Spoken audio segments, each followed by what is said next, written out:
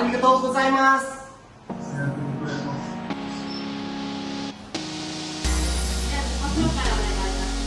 こんにちは、社長。はじめまして。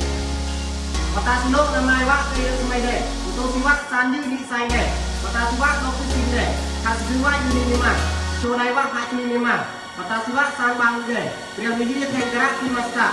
どうぞよろしくお願いします。ありがとうございます。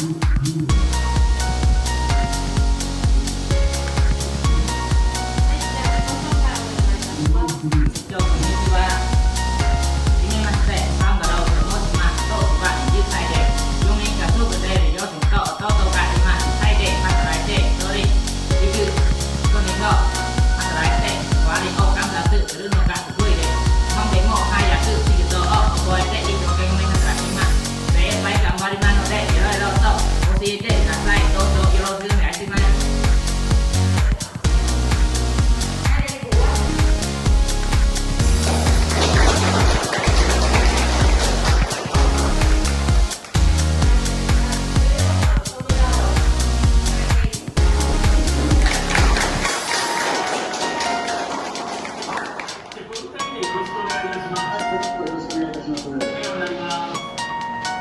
ありがとうございます。